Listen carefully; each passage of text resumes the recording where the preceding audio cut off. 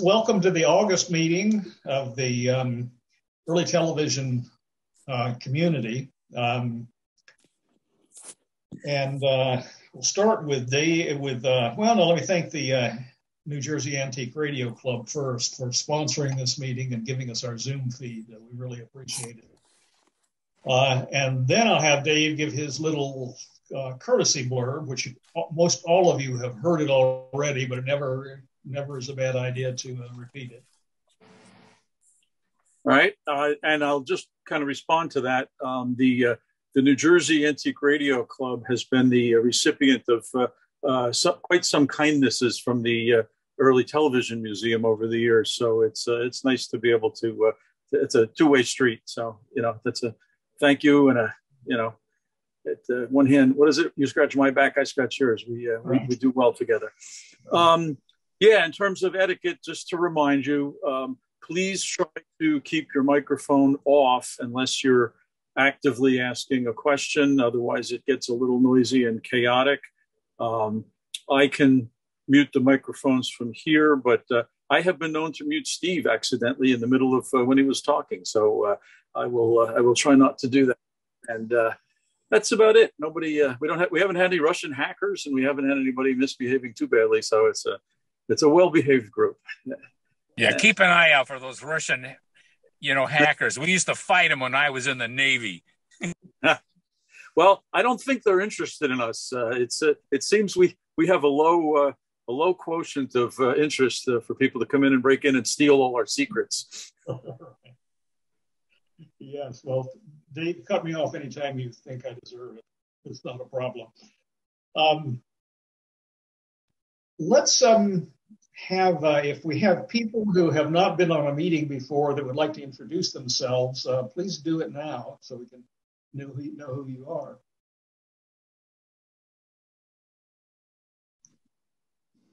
James Hodge, I'm the presenter later, if it goes well. Fantastic. I know you from the Experimental Television Society from years ago. Right. Hey, good evening. I'm Rich Ronick. I'm a new member this year. I've used to work with a gentleman named Mark Aceto who introduced me to the foundation, and he's been to the meetings several times. I hope to get out to the museum and get to one of the meetings myself one of these days. I'm glad to be a part of this. Welcome to both of you. Welcome.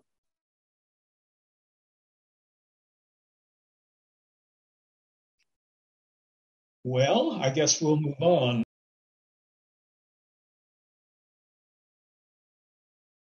Let me give a brief museum report. Membership's the same. It always started with 181.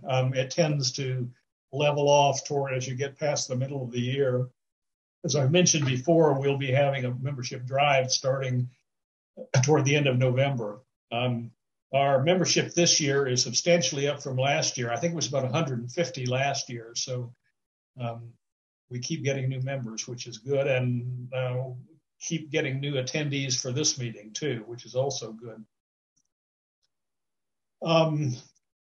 Everything is rolling along fine. We have had a visitor at the museum, an unwelcome visitor that Larry's been dealing with, and that is a raccoon who, and there's probably another one. Larry trapped one, and he did a little bit of damage, not to any of the TV sets, but he's got a cage out, and we hope to catch his brother.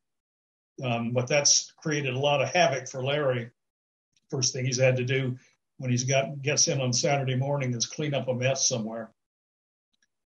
We have had some significant donations in the last month.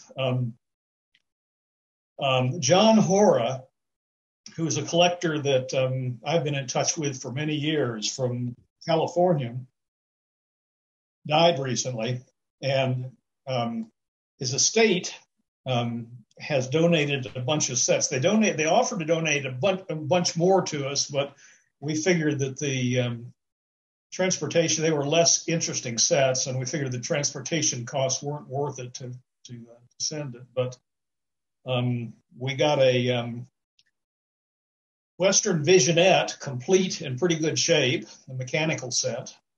Those are really rare.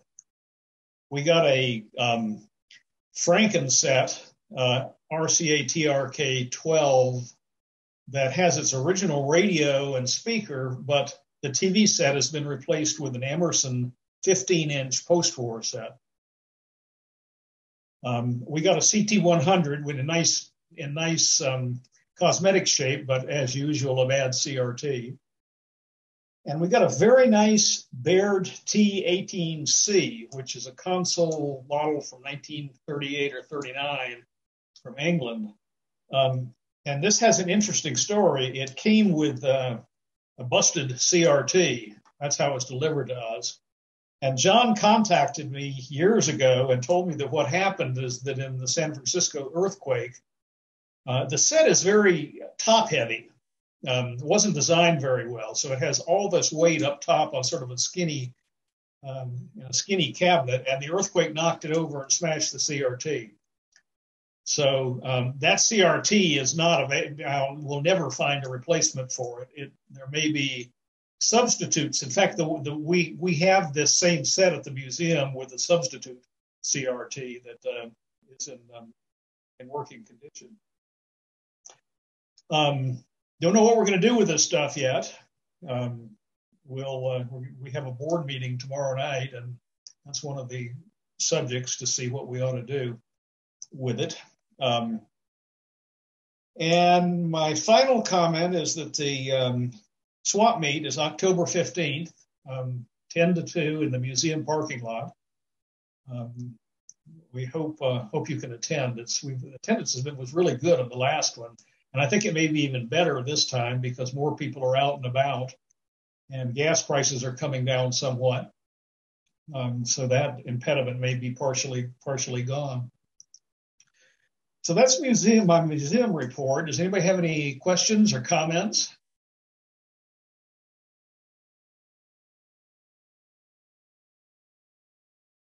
I'm going to be showing you tonight a French set. I don't think we've gone through the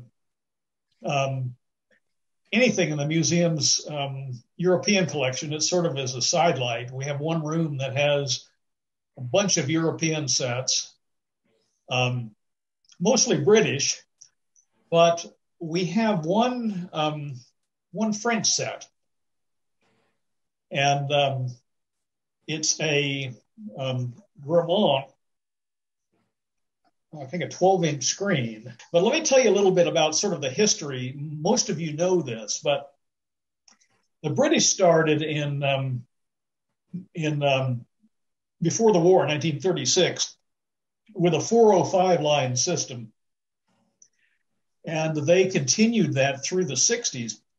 And right after the war, there was a realization in most of Europe that something more than 405 lines was desirable. So the Soviets, in 1948, I believe, proposed a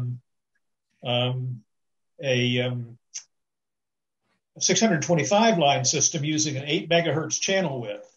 And the next year, the Europe sort of standardized on a 625 line system that was a little different, that fit in the 7 megahertz channel, and that's the system that most of Europe used for many years, really until digital TV. The French, however, as is sort of typical, decided for a bunch of reasons that were based on national pride, mostly, as I can tell, that they were going to go their own way. And of course, they wanted their system to be better. So they introduced a 819 line system in 1949. And it required 14 megahertz of bandwidth compared to NTSC that only required 6 megahertz. So it limited the number of channels you could have in a frequency spectrum that was allocated for television. Well, this Grammont is our only 819 line set. Here we go. We'll pull it up. And it's sort of a nice looking set, well designed in terms of aesthetically, I think. It says made in 1951. and 12-inch screen. And can't show you this, but it has a round CRT in it. Interestingly, it was designed for 110 volt AC power. And I can't explain that. I think France was basically 240 volts at that time, but this is a 110 volt set. We've restored it. We never got around to trying it. I guess we went on to another project, but it has a sloped chassis, uses American tubes almost exclusively.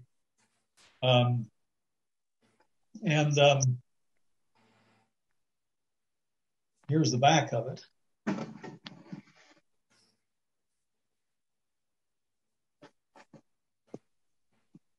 Someday, I know that one of the standards converters that Daryl built for us will generate 819 lines. Someday, maybe we'll get around to firing it up and seeing how it does. So anyway, that's the little diversion about that and the development of the 819 line system. I'll cover some other European sets in future meetings. Anyone have any questions about this set or the 819 standard? I do.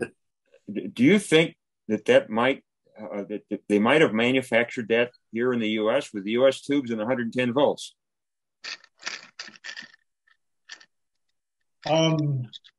I can't see why they would, especially being French.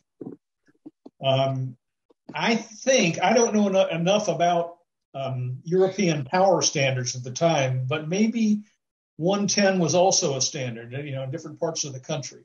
Maybe somebody has some information. Yeah, Steve, I was in France about 1963, and they had all kinds of voltages everywhere. There's 110, 125. I think there's a 160 something or other. You had to be real careful where you plug something in. They also, of course, had 220. And later on, back in the 1970s, when I toured with rock and roll bands, we played in Paris, and there was the theater that we played in had these giant bus bars backstage that were completely open to anybody who could get in the cage, and you get any voltage you wanted out of it between whatever two bus bars you had to sit there with your Simpson meter and go between the things and try and figure out what voltage you had. But we ran the show on 110 volts, 120 volts, actually. It was there even in 1978 or so. That sort of makes sense. And I would think maybe they would design it for the lowest voltage that was available. And then if you didn't have that voltage, you could get a step-down transformer to run the set. I don't think very many of these sets were manufactured. It's probably not. I remember seeing the 819 line when I was there in the 60s, and it was amazing looking. I went, now that's a TV picture. And in fact, there's a TV show, you might be able to find it online. There's something called the Tammy Show, which is Teenage American Music Industry, I think. And it was shot all in video, and immediately, rather than videotape, it was used an RCA kinescope recorder to take it to 35 millimeter film. It was shot using RCA TK60 cameras running at 819 lines, and it looks HD. It's black and white, but it looks HD. It is absolutely incredible looking. Well worth looking for. You can buy a DVD of it, but it doesn't have HD on it. So I've seen that. That's a great recording. It's actually totally amazing. Even the audio is totally amazing, considering the state of the art back in the early 60s. 64, I think, is when it was done, somewhere around then. It was on TNT. I was just surfing channels one day, and here was I don't know, Chad and Jeremy or something like that, and the Rolling Stones, and I don't know, just a whole bunch of stuff. James Brown. The James Brown performance is absolutely amazing on the thing. Yeah. And I'm told that Mick Jagger didn't want to come on after they were the headliner, and he was afraid of coming on because he didn't think he could top James Brown, and that's when he started dancing, and the rest is history. Steve? Yes. Steve? Yes. Also, the French divided up the spectrum into having the channels interleaved with each other, so that they were able to increase the relative number of channels by allowing, shall we say, sharing of spectrum from one channel to the next adjacent. And also, not unlike the British with 405, the French 819 system had the video at a higher frequency than the audio. And occasionally the French audio signals, at least on one of their channels, would be able to make it to the U.S. via F2 E-skip. That's interesting.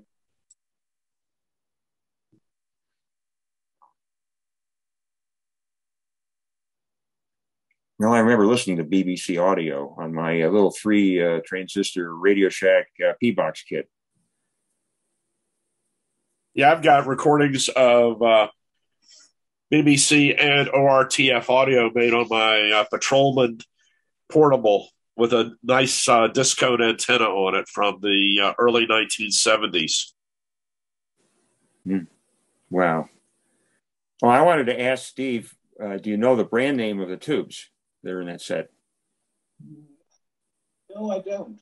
It's an interesting question. I can take a look and let you know next meeting.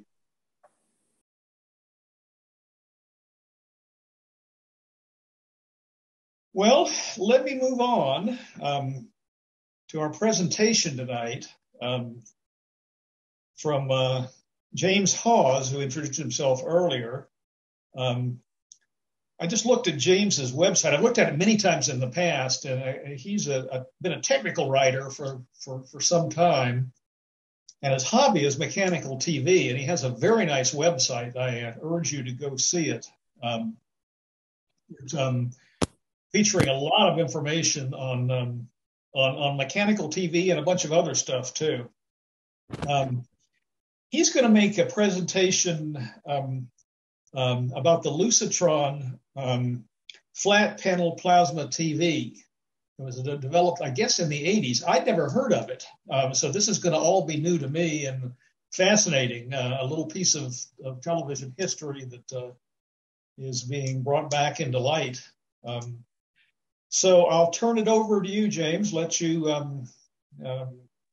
take it from here. And I guess Dave has got the mechanics of getting your stuff on the screen, something I couldn't do. So I'll turn it over to you, and thank you for doing this.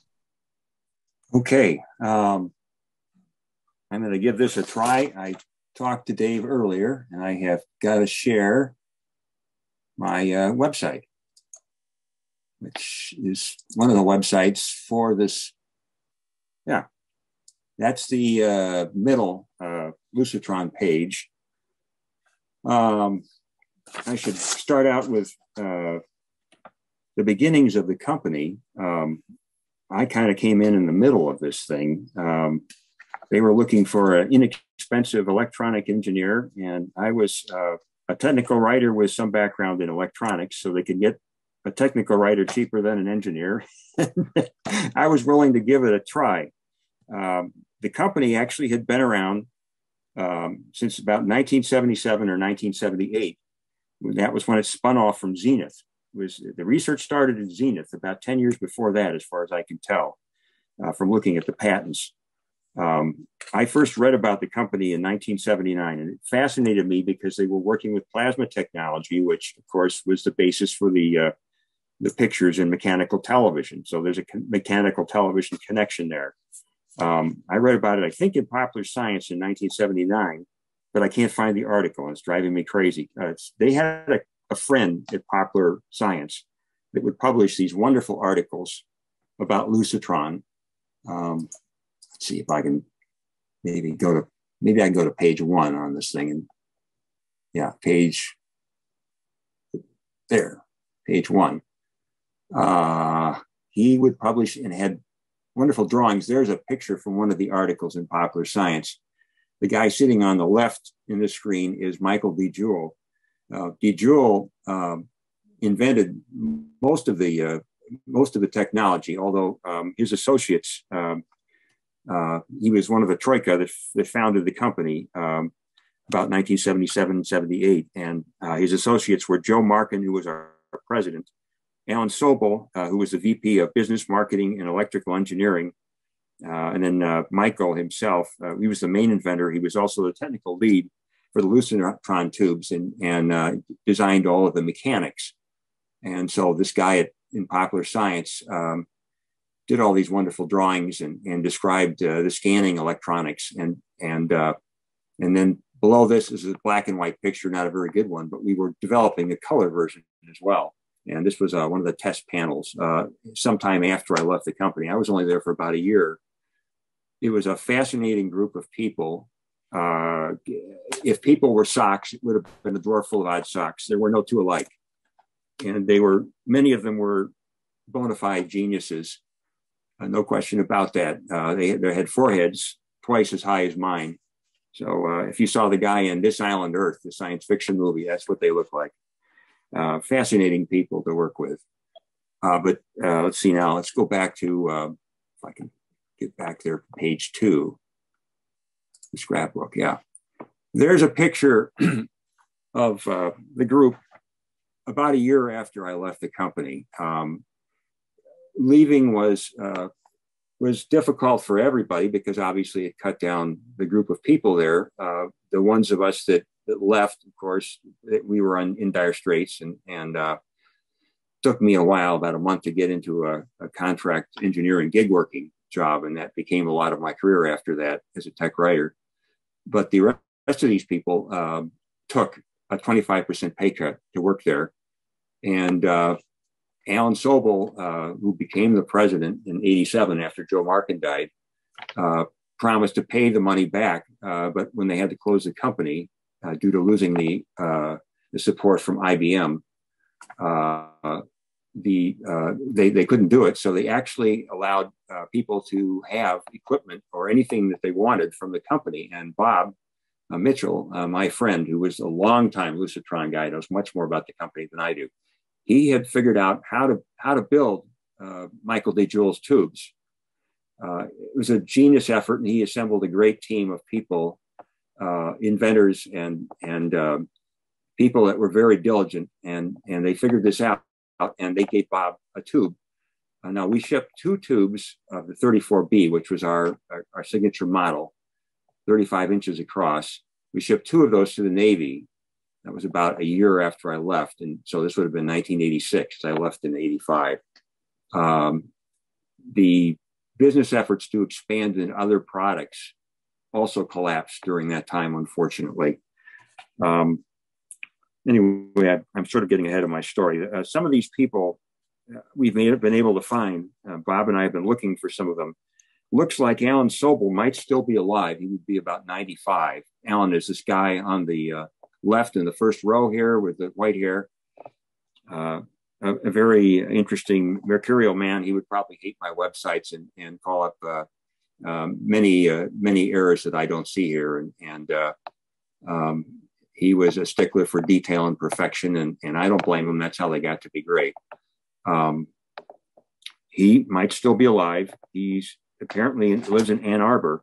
Michael D. Jewell, who doesn't appear in this picture, but he was in that other picture from Popular Science, a tall, dark-haired man with glasses, very quiet guy, a deep thinker who patented all sorts of things in many fields.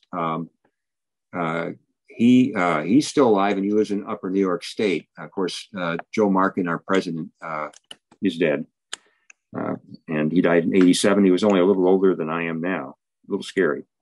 Let's see. Dave Glazer, another patent holder. He was the one that designed the compliance seal. These tubes that Bob was making were glass boxes.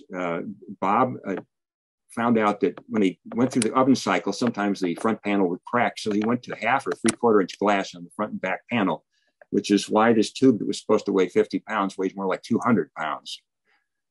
That's just a rough guess on my part. I never lifted it. I couldn't lift 200 pounds, but it was a huge tube and unwieldy. So it will be a challenge to move. But Bob says the tube that he owns is still under vacuum.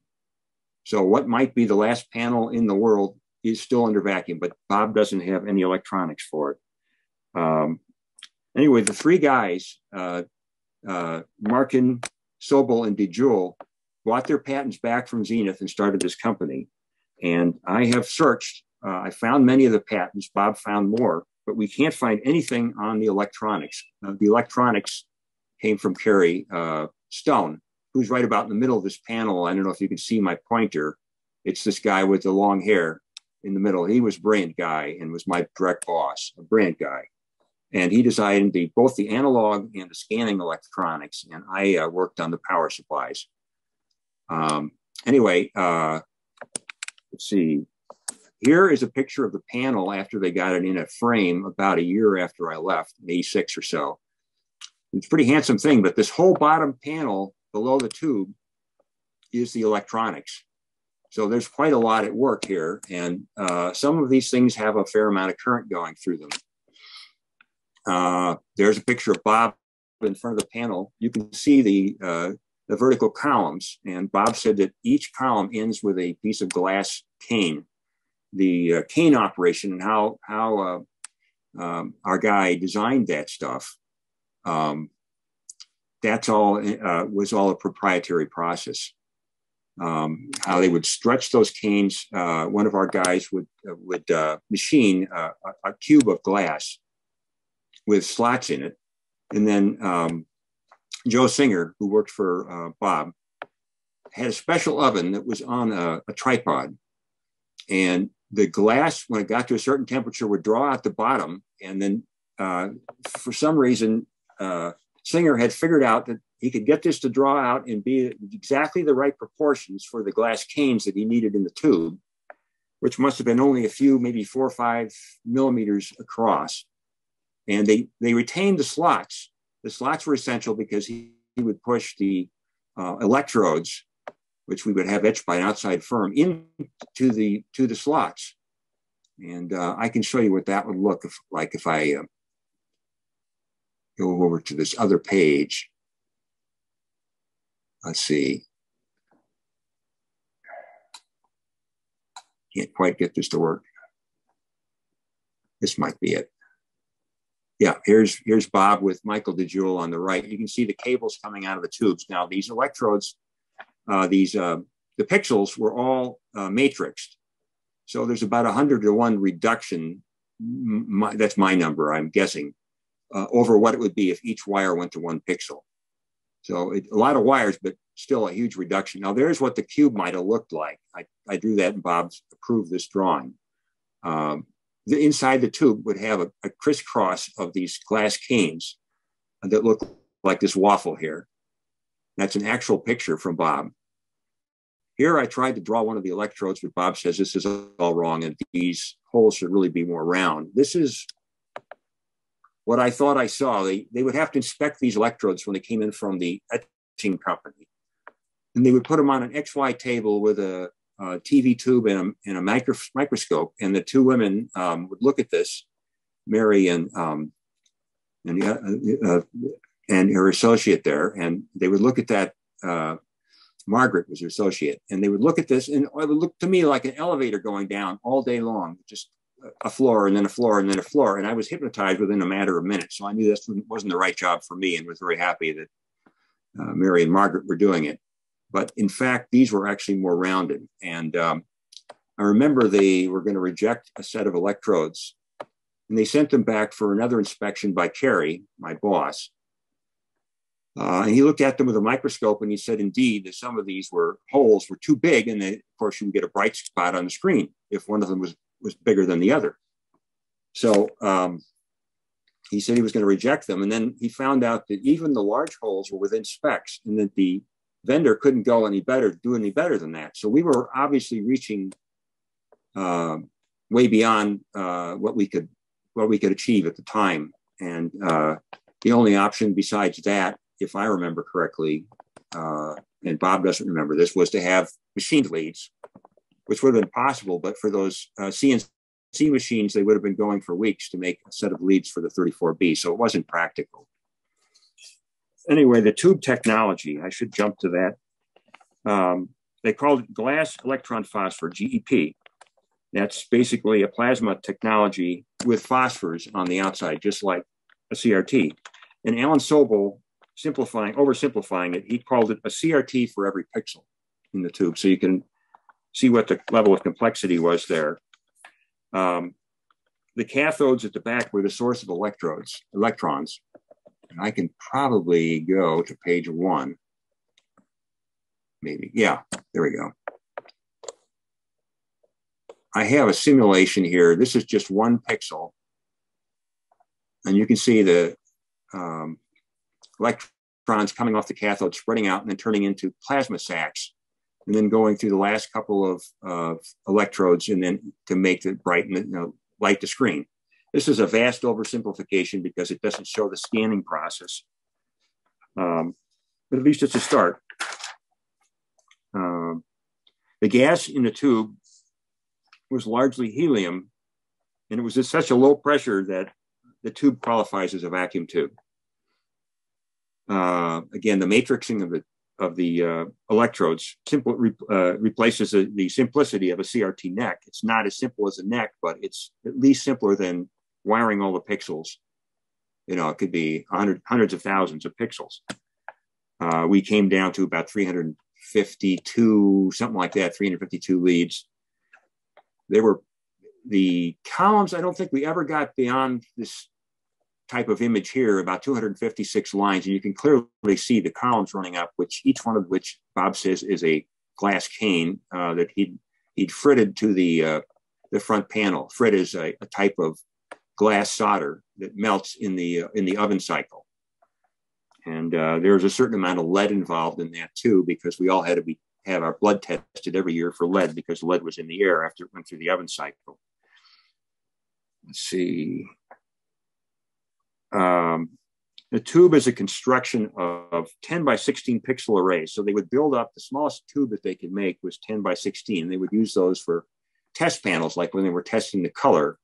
My friend Norman was involved in that.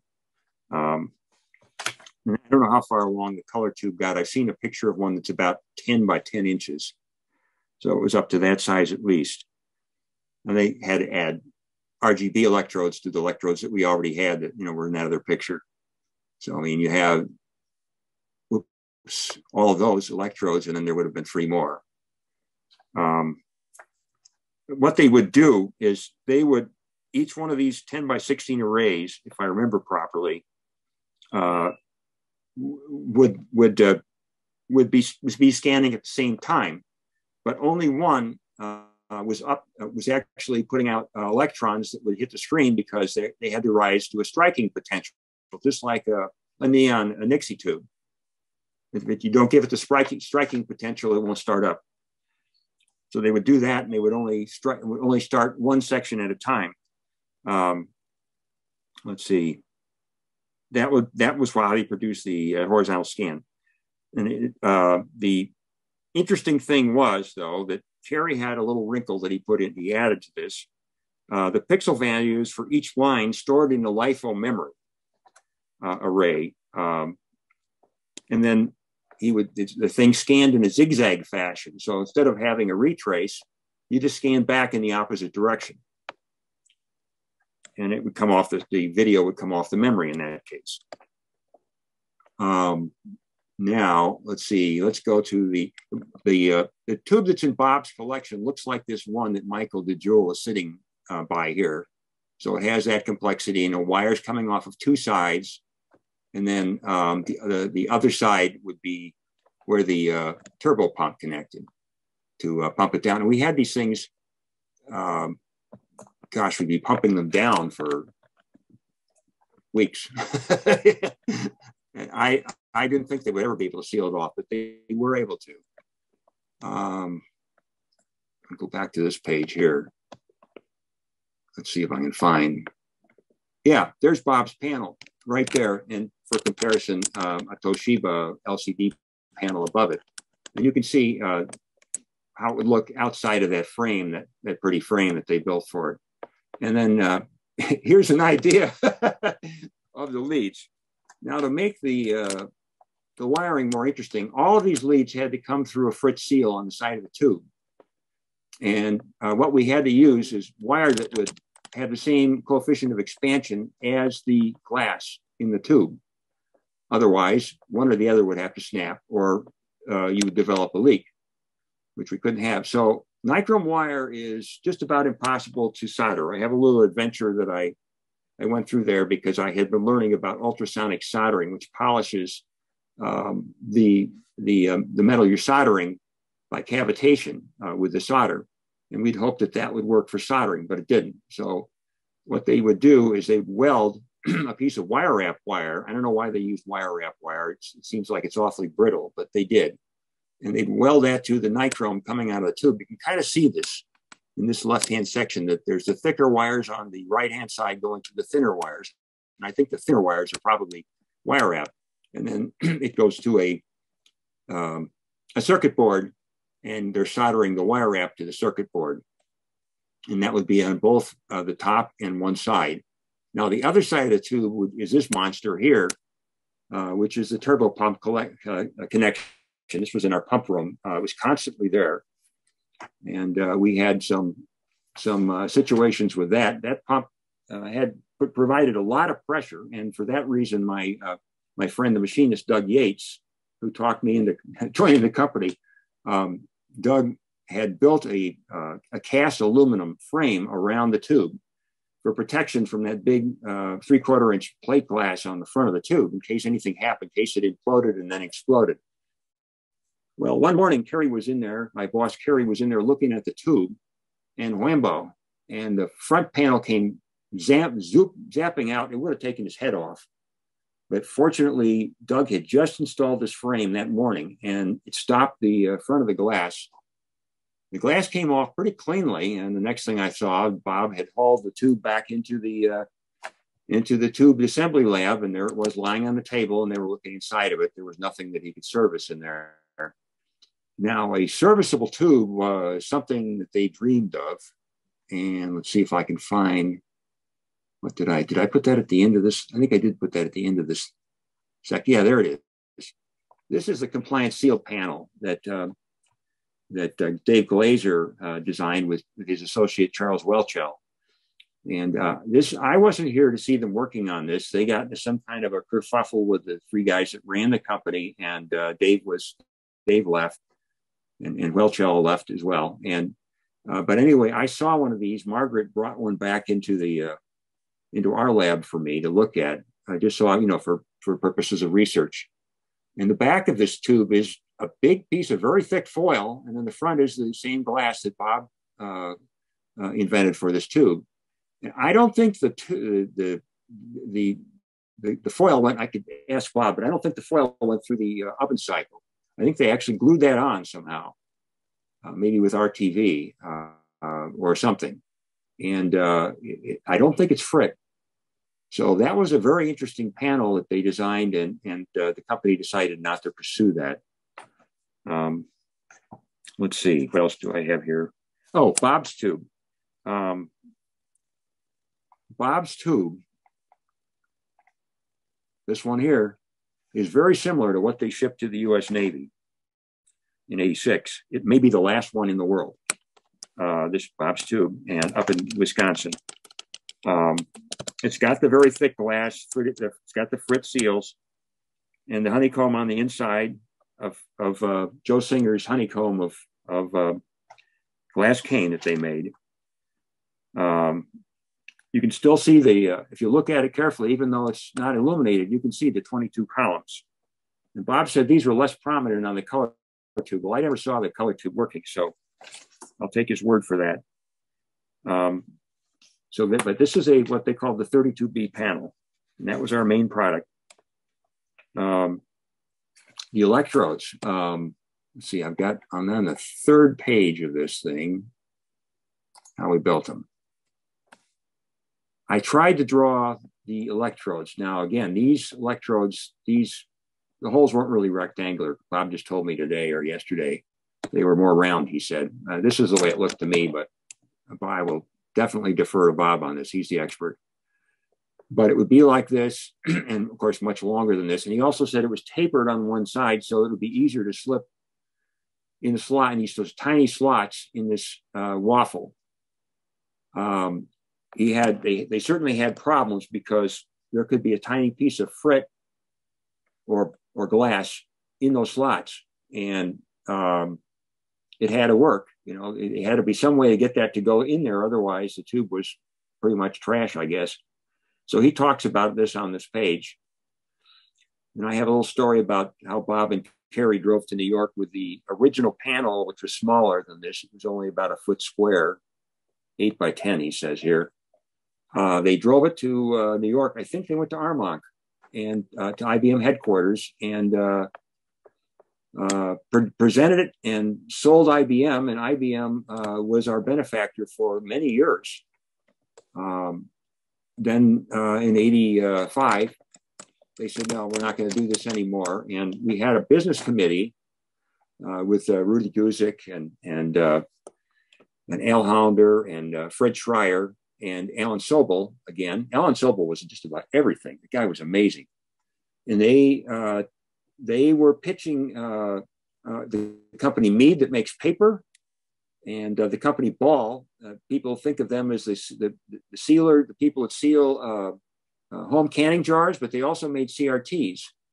And I think it was Mead that wanted a display for a mobile display. It would have been longer than high.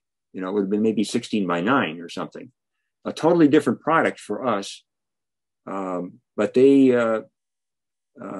Hollander and Schreier apparently couldn't sell them on that, so it didn't come through. And we had a plan to go into production on a test basis, on a sample line type of basis by 1989. It was very audacious. And Bob doesn't see how that would work because he was building these onesie twosie.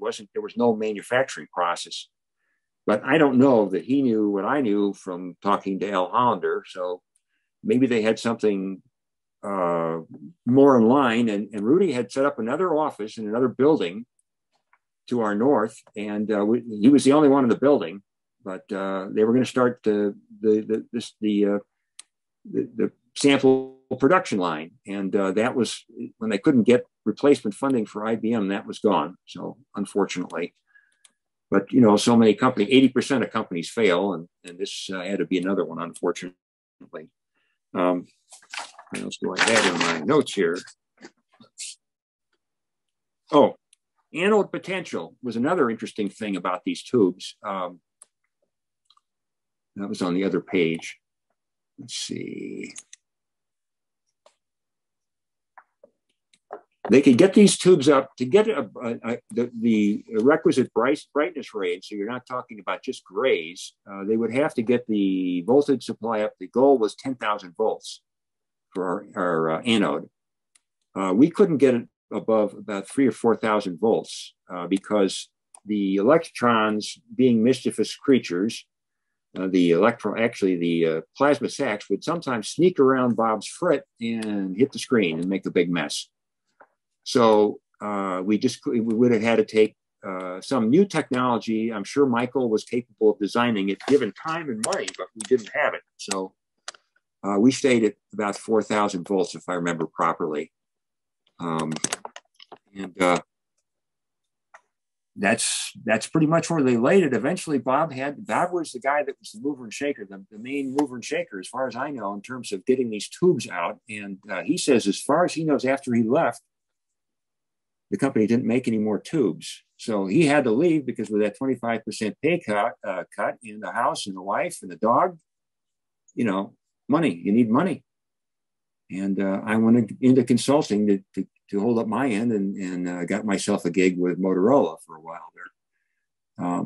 But anyway, these last two pictures, that's how Lucitron looks today. Still a nondescript building. I actually had to do some retouching on this parking lot because it has a lot of potholes. But and here is where Bob used to park. He had a Corvette in those days. He used to park right under this window, which would have been a second loading dock. But it was a picture window, and behind that was Ralph Meyer's office. So another person we don't know what happened to Ralph, but we know here are the people we know that died. Terry Stone, my boss, Joe Markin, the president, Joe Singer, who invented the process for drawing out glass canes. And I don't know how he figured that out, but Joe was a jack of all trades, and he was very clever. Rudy Guzik, the guy that was going to start the business office, was also the president of the local Society of Professional Image Engineers for many years, also ran his own company, was a jazz pianist and a Mensa, as you would expect. A fascinating person to talk to. Michael Clem, who was our draftsman that could draw just about anything that Michael DeJewel could come up with, even these elaborate multi-level schemes. Clem died pretty young too. He was a fascinating guy, a Vietnam veteran, and he used to like to joust with Kerry Stone because Clem was a Sox fan and Kerry Stone was a Cubs fan. And so they went back and forth on this. Charles Welchel, whom I never knew, he worked on the compliance seal with Dave Glazier. So that's what I have for you today, guys. If you have any questions, I would be glad to try and answer them. But my knowledge, I certainly don't have the knowledge of Kerry Stone or my friend Bob. I'll do the best I can. Well, James, thank you very much. That was absolutely fascinating. Sort of the typical story of a startup. Yeah. And as you say, some of them fail and some of them make it. But it's amazing the things people try. And from those startups come all kinds of incredible things. So I'm glad you shared this with us. Let's open this up for questions.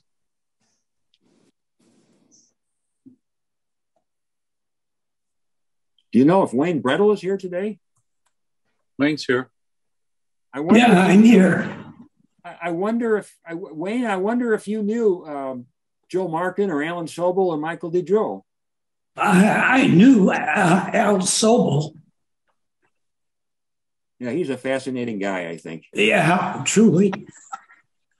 While I'm unmuted, I wonder if you know whether they sold any patents before they went under.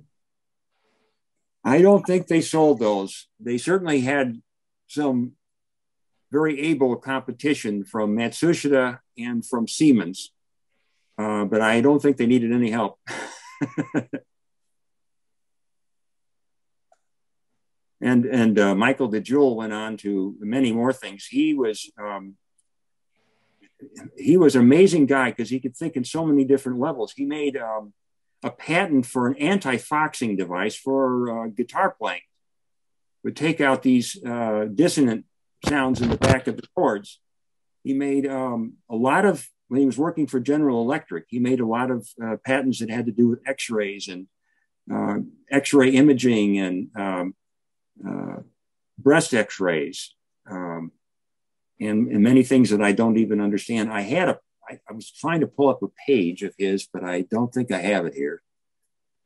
Did he work for GE Medical in Milwaukee?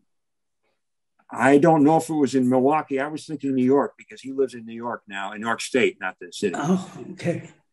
Now, I had an uncle who worked for GE in Milwaukee. That's why I asked. Oh. Yeah.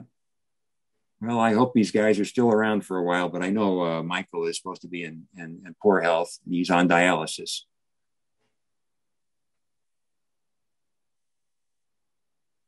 But if you look up Michael DeJewel patents online, there's just tons of stuff that comes up, and they're not all related. It's really fascinating the way this guy thought.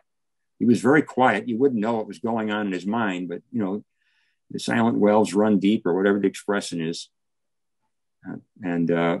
Michael Clem, his draftsman, was exactly the opposite of DeJewel. He was very outgoing and humorous, and some of his humor was a little blue, but it was funny. And an ex-Vietnam vet, and I don't know how he lived from hearing some of his experiences. Oh yeah, and he raised pedigreed cats with his wife for years. The other thing was when we'd get together for a company party, it was very difficult because no two people were alike. So just about everybody was on a different diet. So we couldn't find anything that we could eat together.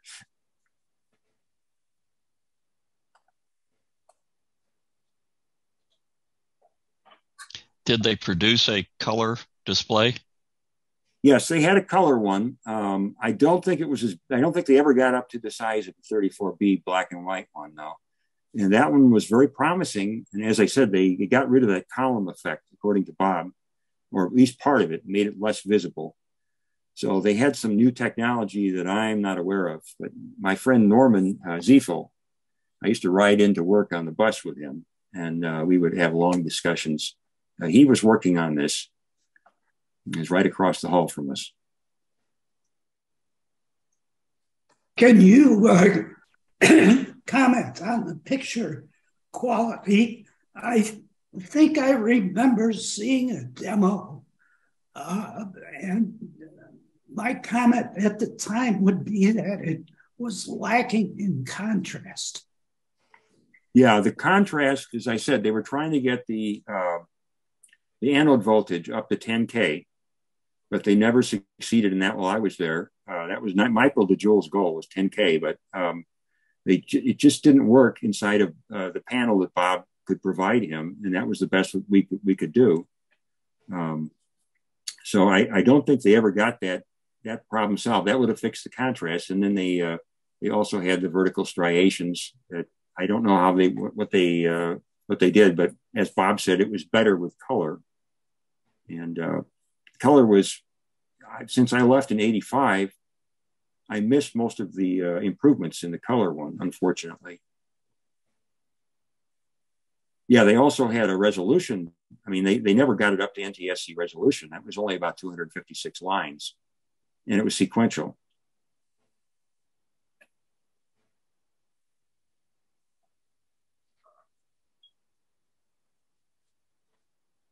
So yeah, there were a few things that they could have done for more development, but the Navy was interested because it was they were going to use them horizontally as a tabletop for planning strategies, and they were obviously hoping for probably a better panel, but this was along the lines of what they were looking for, and it could be that the contrast didn't bother them a whole lot.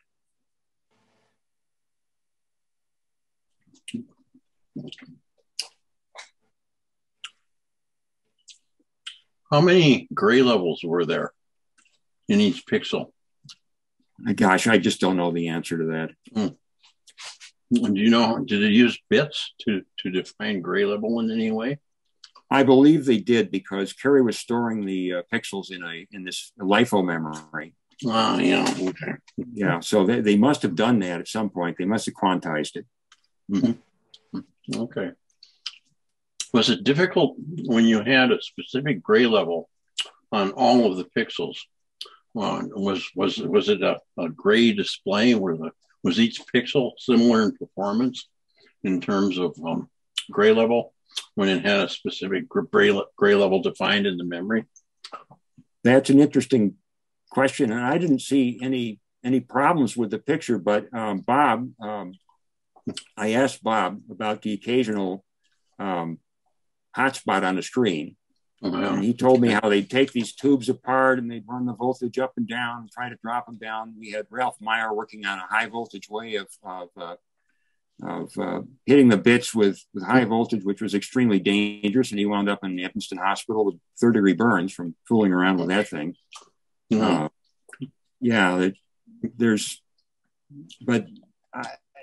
They would, if Bob knew ways of knocking out those conflicts on the screen where there would be something that was irregular. And I thought that was amazing when he told me the key point. I should have known this. There was no clean room. They were doing this all in regular atmospheric no clean room. So he would just play with those tubes, running the anode voltage up and down until he got rid of those hot spots. or weak spots, whatever they were. And from the pictures that I shared, I don't think they did such a bad job, really. No. But yeah, it is lacking in the criticism that it's lacking in contrast is an apt one, and the resolution is I mean, it's startling to see something life size back in those days, especially in the 80s, off a flat panel. But the resolution is, it's better than slow scan television, but not a whole lot. And given, that plasma displays eventually did reach the marketplace, just extrapolating the success of those from the technology just discussed, did the technology that Lucitron was working on have any chance of actually working, given how plasma displays ended up being? Sure. If we'd had more money, you could do it. And people... My friend Norm, I remember when they were first starting to sell plasma displays at Costco and some of these warehouse stores, he went around the back and I think he looked in there somehow through an angle or something. And he said, yep, it's the same technology. You could look through, if you, okay. Tube wasn't mounted in a frame, you could look through the back and you could see the plasma sacks going through and then touching the pixels. It was fascinating. They look like little animals spinning around. Plasma is such odd stuff to look at. Oh, okay. Thank you. Yeah.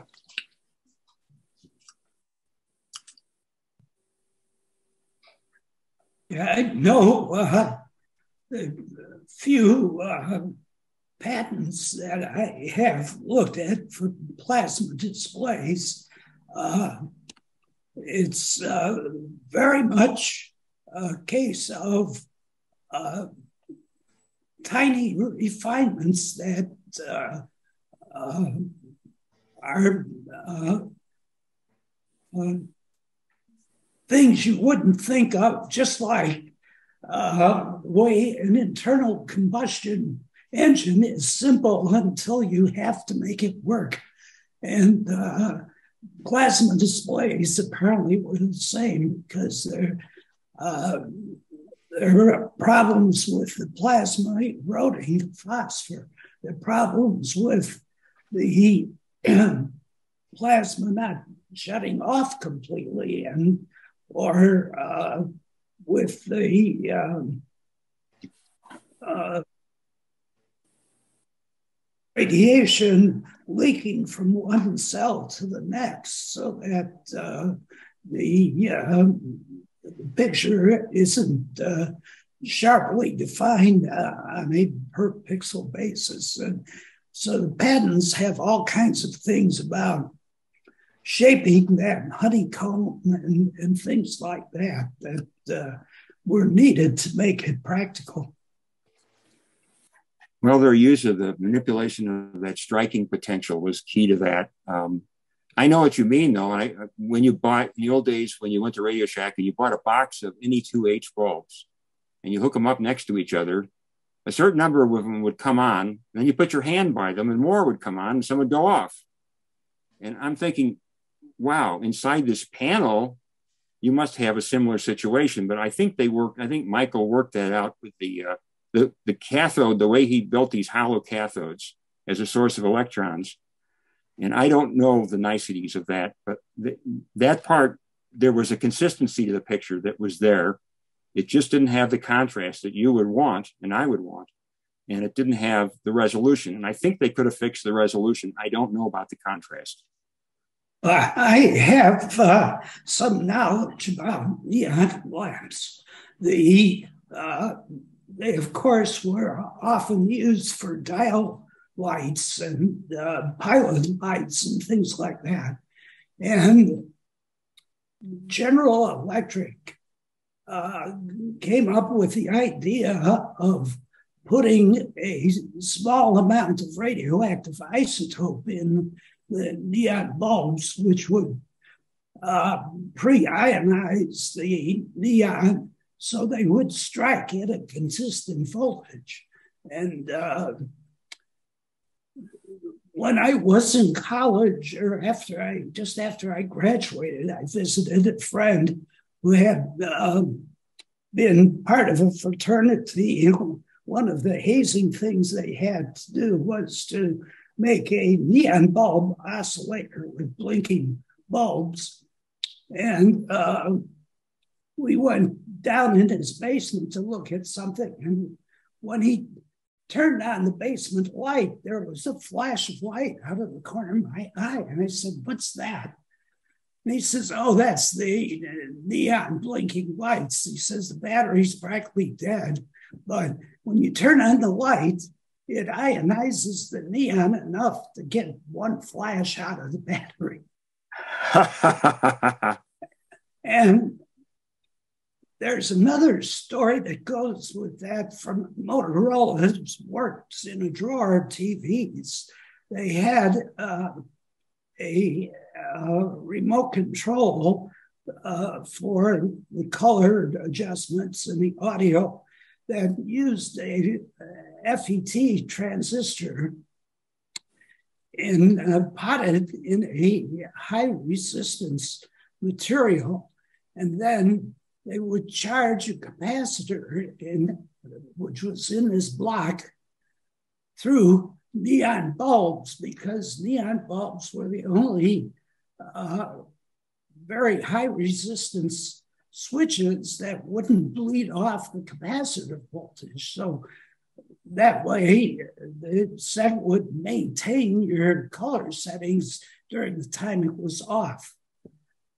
Well, wow. The first modules they built didn't work because they had those GE bulbs that were being continuously ionized by the radioactive material. They had to write a spec for neon lamps without any radioactivity. Oh. So they were right back to the problem of everyone's slightly different than every other one. They would have had but for the remote control, that wasn't the problem because they just used a high enough voltage that any lamp would break over. Okay. Wow, that's neat. That's a neat story. Must have been a very early FET. Yeah, of course. Motorola at that time, consumer was, another division of Motorola, and they had access to the semiconductors they needed.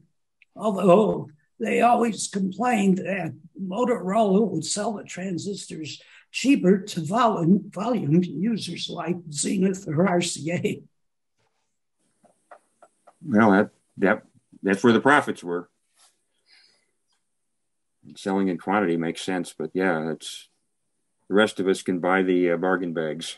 They used to sell a lot of Motorola parts at Radio Shack for lots of money.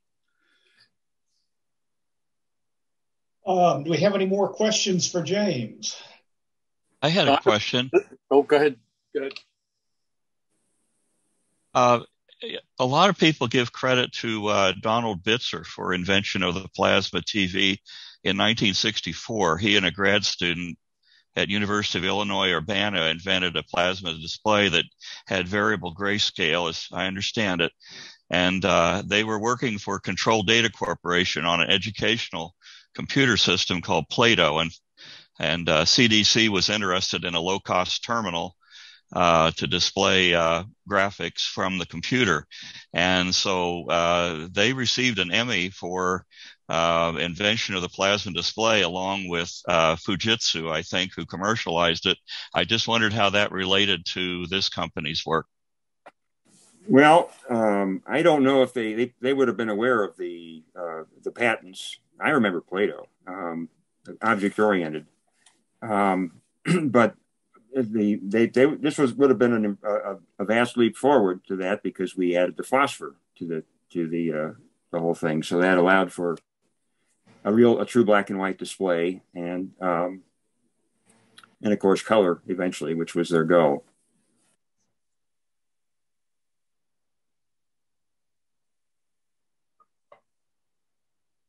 Well, James, I just wanted to mention that, thank you for the for that peek behind the curtain. It's I always find it fascinating to see products that almost were but never were. We see the products that we all use and the products that were successful. And it's sometimes it's hard to imagine, that there were so many different ways to potentially to do things. And, something won out eventually. And it wasn't even necessarily the best technology, but in most cases, I guess it was. But all these other ones that, could have been. It's really kind of fascinating to get a look like that from the people who were there. I did have one question for you. I've spent an awful lot of time over the course of the years working with different gases, and I've worked with helium, which is a fascinating and weird gas, but I don't remember ever hearing anything about helium being used in a situation like that. You said there was a small amount of helium in a vacuum in those tubes. I was wondering if you could tell us what exactly the helium was doing in there for the tube. Well, that was what made the plasma sacks. There might have been a bit of xenon in there too. Okay, so the helium was actually the turned into the plasma to hit the phosphor. Yeah. Okay. Yeah, that's not something I'd heard of before. That's fascinating. Okay. I would have loved to have shown you guys through this lab. It wouldn't have taken that long, but it was a fascinating place with just people that were amazing, just amazing. My wife once said after a Lucitron party, she said, the people in this group, you would not know that they were associated. The only way you could see a much variation in people would be if you were standing on an L platform and looking across to the people on the other side. It was just a random collection. That's what it looked like, just a random collection of very unique individuals. And everybody had a distinct role. I'm just scraping the surface here. We had lots of people in other labs in there that I didn't talk about, the water testers, for example. People our lunch, our cafeteria. You can read that online. A story about our cafeteria, which we must never use.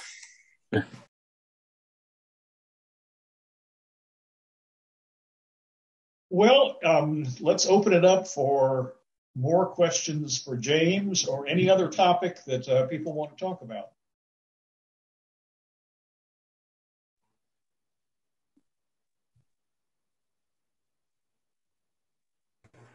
James? I'd like to thank Wayne.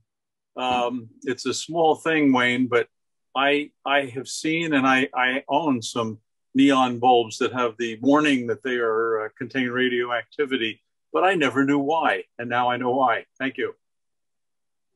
Yeah, there's another story, if I may. For a long time, I used General Electric fluorescent under cabinet lights as a reading light in my headboard in bed. And they always work well until they burn out, and then you had to toss the whole thing and get a new one. But after some time, GE stopped making them, and they just branded Chinese makes. And at that point, they ran into this striking problem because the Chinese fluorescent tubes did not have any radioactive starter. And so eventually I gave up on using them because you'd have to stumble into the bedroom, turn on the light, which wouldn't light, and then turn on the ceiling lamp, in which point the reading light would come on.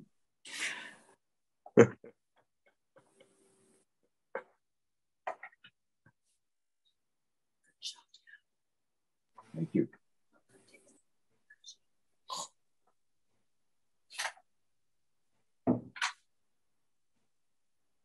John Riccolo, were you going to say something? Yes. Thanks, Dave. You caught me. I was going to let it go, but so you're looking like Kilroy, by the way. Kilroy was here. What? Okay. So the bottom line is Lucitron never made a commercially viable display. No, not to my knowledge. Okay. They just made panels for a few of our supporters, our venture capitalists, if you want to call it. I get you. The Navy and IBM. And IBM didn't get the 34B. Only the IBM didn't get the 34B, but the Navy did. So that was our signature panel, the 34B. Thank you. Yeah.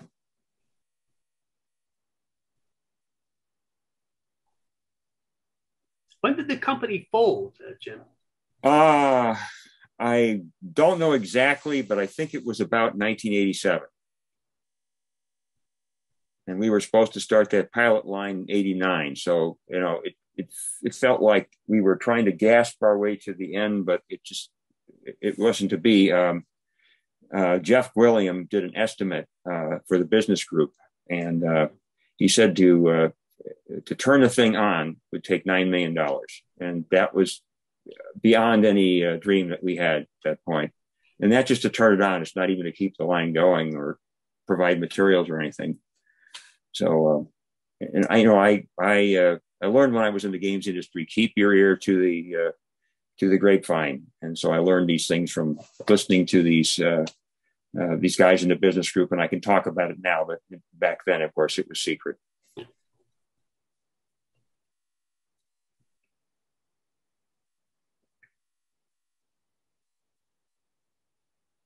Some efforts just take too much capital unless you're, the 800-pound gorilla in the industry. At Zenith, at one point, they were using a ton of analog ICs, of course. And I wish I could remember the name of the manufacturer, but they got somebody on board, a young guy who proposed that Zenith might start its own production of ICs, at least by using pre-implanted wafers and then custom patterning them. But at that point, which would have been late 70s or early 80s, the TV industry was declining because they,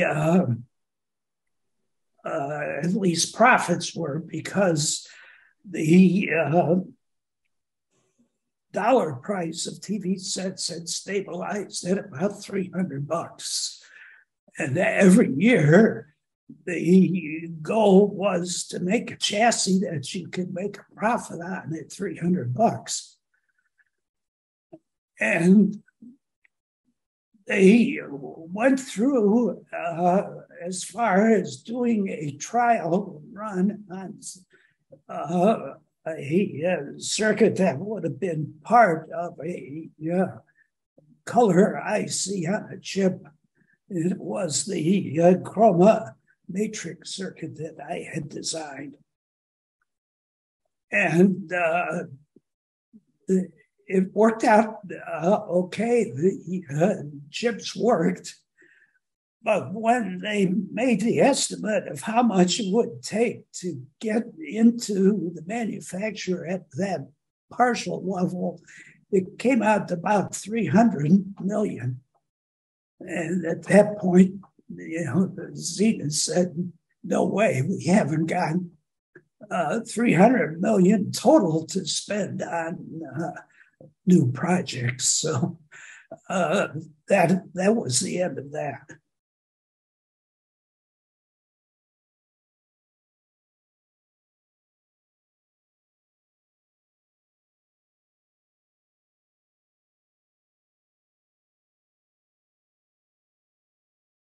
And I should mention that this was about the same time that TI was, spending a record $1 billion on a semiconductor plant to make the digital mirror devices for rear projection.